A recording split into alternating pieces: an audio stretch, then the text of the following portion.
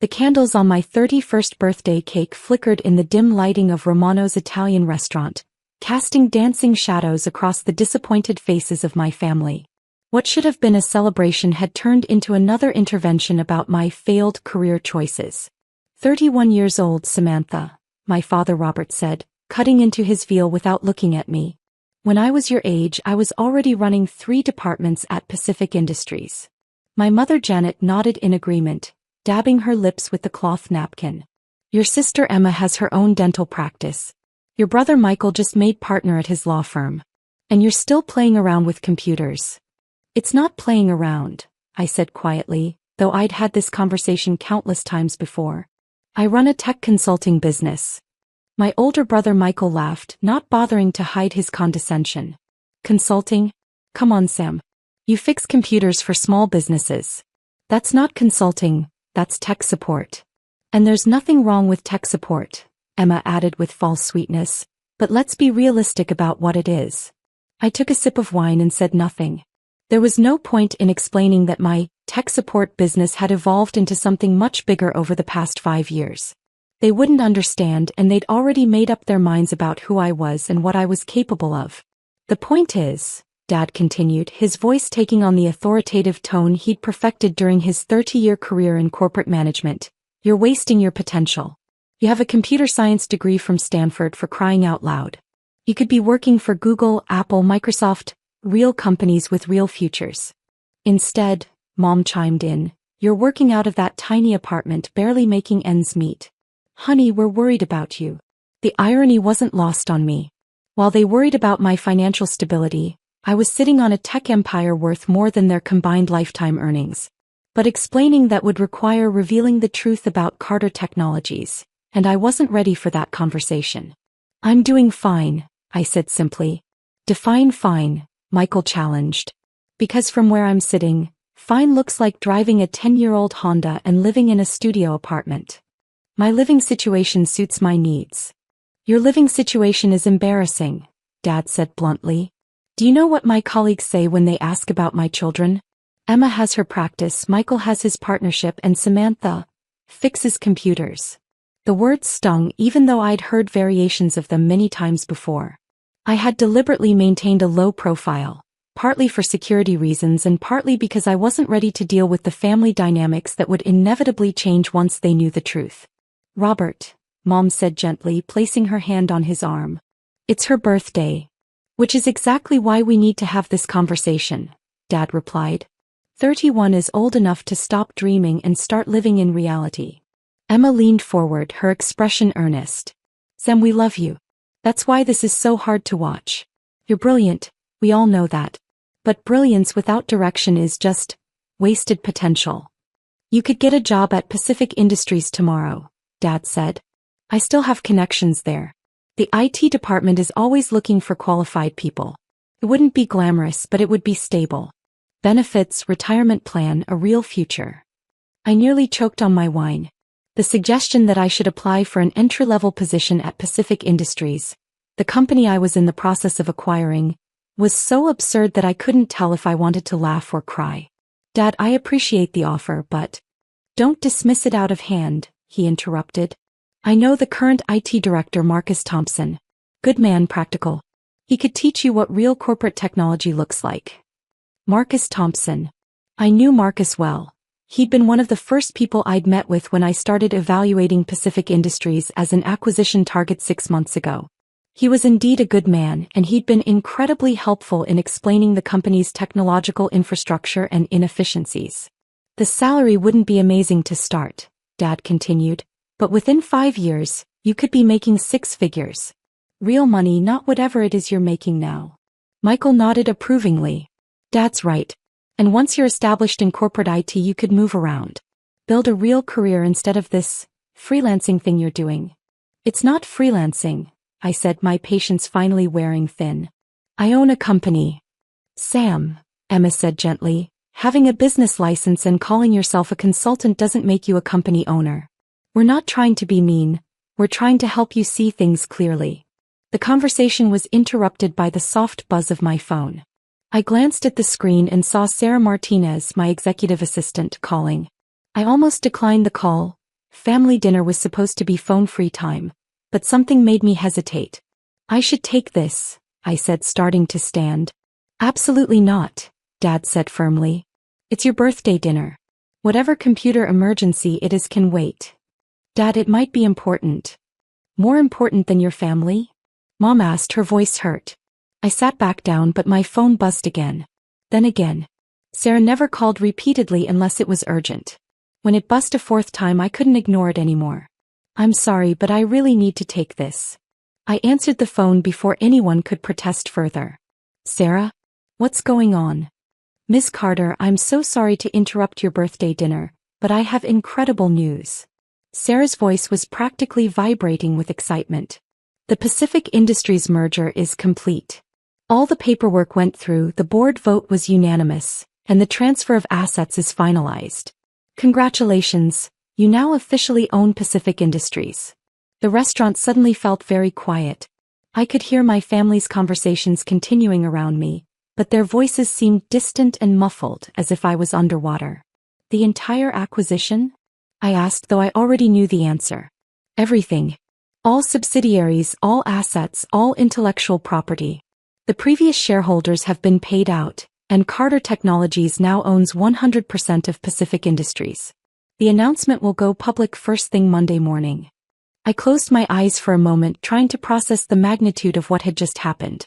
For the past 18 months, I had been quietly acquiring shares of Pacific Industries through various investment vehicles and shell companies. What had started as a small technology acquisition had evolved into a complete corporate takeover. What's the final valuation? I asked. $2.8 billion for the complete acquisition, plus another $400 million in assumed assets and intellectual property. The due diligence team estimates the total value at $3.2 billion. The number hit me like a physical blow. I had just become the owner of a $3.2 billion corporation. The same corporation where my father had worked for 30 years. The same corporation he just suggested I apply to for an entry-level position. Miss Carter? Are you there? Yes, I'm here. Thank you, Sarah. We'll discuss the integration plans on Monday. Should I prepare a press release for your approval? I looked across the table at my father, who was still lecturing Michael about the importance of corporate stability and long-term thinking. In a few days, his former company would be announcing that it had been acquired by Carter Technologies. Eventually, he would learn that the mysterious owner of Carter Technologies was his daughter, the one he thought was wasting her life fixing computers. Not yet, I said. Give me until Monday to decide on the timing. Understood. And Miss Carter? Happy birthday. This is an incredible achievement. I hung up the phone and set it face down on the table, my hands trembling slightly. Across from me, my family continued their conversation as if nothing had changed, completely unaware that the course of their lives had just shifted dramatically. Sorry about that, I said, trying to keep my voice steady. Work emergency? Emma asked with a knowing look. See, this is what we mean. You can't even have dinner without being interrupted by some computer crisis. It wasn't a crisis, I said quietly. Then what was so important that it couldn't wait? Dad asked, his irritation clear. I took a deep breath. The moment I'd been dreading and anticipating for years had finally arrived. There was no more hiding, no more pretending to be something I wasn't. Dad, you mentioned Pacific Industries earlier. Yes. And I meant what I said. I can make some calls, set up an interview. That won't be necessary. He frowned.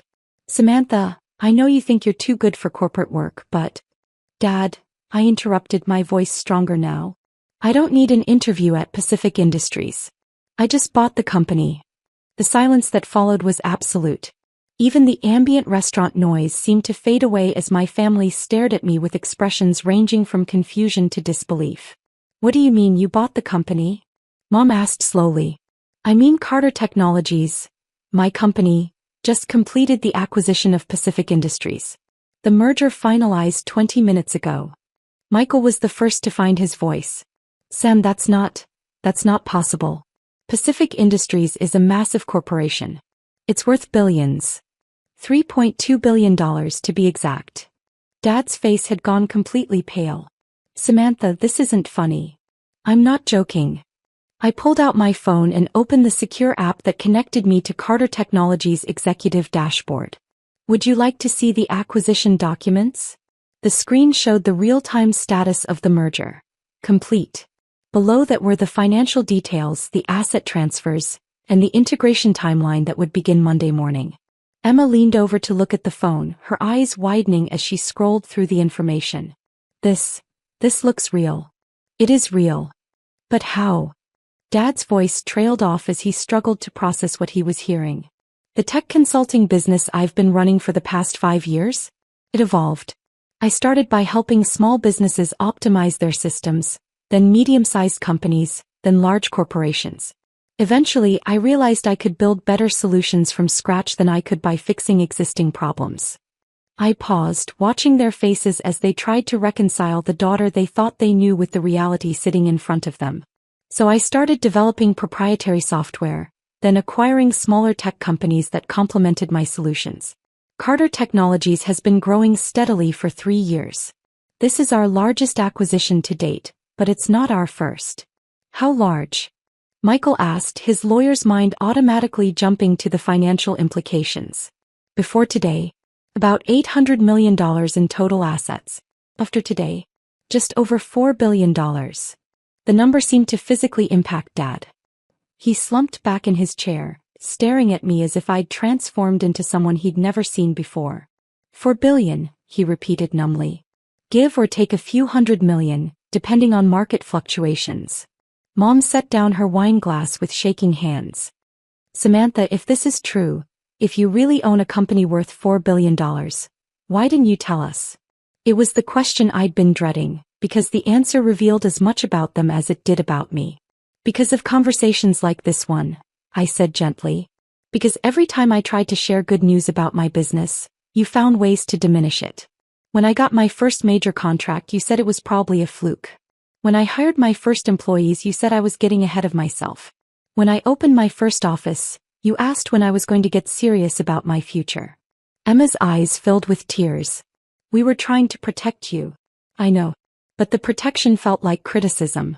And after a while it became easier to just not share. But living in that tiny apartment, driving that old car. Mom gestured helplessly. Why?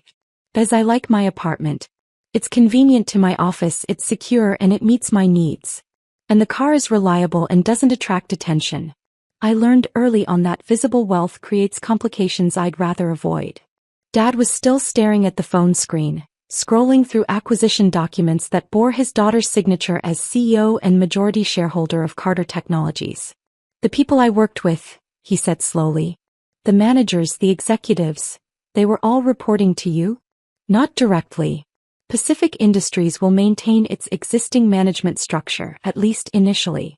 But yes, ultimately they report to Carter Technologies, which means they report to me. Marcus Thompson is a good man who does excellent work. He'll be staying on, probably with a promotion and a significant raise. Dad looked up at me with an expression I'd never seen before, something between awe and bewilderment. All those times I talked about Pacific Industries, about my career there, about the company culture and the management philosophy. I was taking notes, I admitted. Your insights were actually very helpful during the due diligence process. Michael laughed suddenly, a sharp, almost hysterical sound. Do you realize what this means?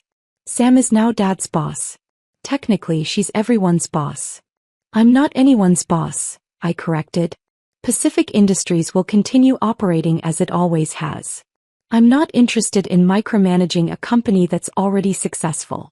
I'm interested in providing resources and technology that will help it become even more successful. But you could. Emma started, then stopped. I could what? You could fire people. Change policies. Restructure the entire company. I could, I agreed. But I won't. Pacific Industries works because of its people and its culture. I didn't buy it to change it. I bought it to grow it. The waiter appeared at our table, clearly sensing the tension but professionally ignoring it. Can I interest anyone in dessert? Perhaps some birthday cake for the young lady? We all stared at him for a moment as if he'd spoken in a foreign language. The idea of birthday cake seemed absurd in the context of what had just been revealed. Just the check, please, Dad said quietly. As the waiter retreated, we sat in silence for several long minutes. I could almost see my family members trying to reorganize their understanding of reality, to fit this new information into their existing worldview. The apartment, Mom said suddenly. The one you live in. How much does it cost? About $3,200 a month. That's not a poor person's apartment. No, it's not. It's a nice apartment in a good neighborhood. But it's not a penthouse and it doesn't scream wealth. It allows me to live comfortably without attracting attention. And the car. Cost me $18,000 3 years ago. It's reliable, efficient, and invisible. Perfect for my needs. Michael leaned forward, his expression intense. Sam, do you understand what you've just told us? You're not just successful, you're one of the richest people in the state. Possibly in the country. I understand the numbers, yes. No, I don't think you do. He pulled out his own phone and started typing. According to Forbes, a net worth of $4 billion would put you in the top 500 richest Americans. At 31 years old, you'd be one of the youngest billionaires in the country. The reality of it hit me as he said it. I'd been so focused on building the company, on solving problems and creating solutions, that I hadn't really considered the broader implications of my success. I don't need to be on any lists, I said quickly. It's not about what you need, Emma said, her voice strange. It's about what is. You're a billionaire, Sam. A billionaire who's been letting us lecture her about getting a real job. Dad finally looked up from my phone, which he'd been studying intently. The executive team listing shows you as CEO and founder. How long have you been running Carter Technologies? 5 years as CEO, 7 years total if you count the initial consulting phase. And you've been doing this alone? Not alone. I have an incredible team. Sarah, who called earlier, has been with me for 3 years. My CTO, David Park, is a genius who's revolutionized our entire technology stack. My CFO, Maria Santos, is the reason we've been able to manage this level of growth without losing our financial footing. But the decisions, the strategy, the vision, that's been you? Yes. Dad set my phone down carefully as if it might explode. Samantha, I owe you an apology. Dad. No, let me finish. His voice was thick with emotion. For years I've been treating you like a child who couldn't figure out how to be an adult. I've been condescending and dismissive and completely wrong about who you are and what you're capable of. Tears started flowing down Mom's cheeks. We all have. Oh, honey, we've been so unfair to you. You were trying to help, I said, though the words felt inadequate. We were trying to fix something that wasn't broken, Emma corrected. We were trying to force you into our definition of success instead of recognizing that you'd already achieved something far beyond what any of us have done. The check arrived and there was a moment of awkward confusion about who should pay. Under normal circumstances, Dad would have insisted on covering dinner. But normal circumstances no longer applied. I quietly handed the waiter my credit card before anyone could object. This is going to take some getting used to, Michael said as we gathered our coats. What is? Having a billionaire sister. Knowing that our baby sister is more successful than all of us combined. Success isn't a competition, I said gently. Maybe not, but it's still a fact. As we walked out of the restaurant together, Dad caught my arm. Samantha, can I ask you something? Of course. Are you happy? I mean really happy? Because all the money in the world doesn't matter if you're not happy. It was such a dad question, cutting straight to the heart of what really mattered. I thought about it seriously before answering. Yes, I said finally. I love what I do. I love building things, solving problems, creating solutions that help people and businesses thrive. I love my team, I love the challenges, and I love knowing that the work we do makes a real difference. And personally, relationships, social life, all of that. I smiled. I'm working on it. Turns out building $1 billion company takes up a lot of time. But you'll make time now? For family, for yourself. I'll try. Especially for family. We reached our cars and there was an awkward moment where no one seemed to know how to say goodbye. Everything had changed in the span of a single phone call, and we were all still figuring out what that meant. Can we? Mom started then stopped. Would you mind if we told people? I mean, not strangers but family, friends, the neighbors? We've been so worried about you for so long, and now? Now you want to brag, I said with a small smile. Maybe a little, she admitted. Is that terrible? It's human. But can you wait until Monday? I'd like to coordinate the public announcement with my PR team. You have a PR team? I have several teams, Mom. It's a big company.